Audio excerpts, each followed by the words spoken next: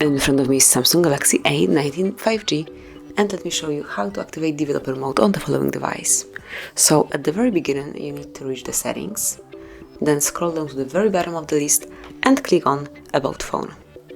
And here you need to click on Software Info and now locate build number, which is right here.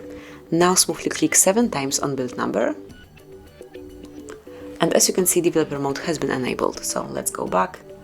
And now you can find it right under the About Phone icon. So to open, just click on developer options and here you can use them. Pick the preferred operation, tap on it, and this is how you can use it. Then once you would like to turn developer mode off, unmark this switcher and that's it. So that will be all. This is it. Thank you for watching. Please subscribe our channel and leave the thumbs up.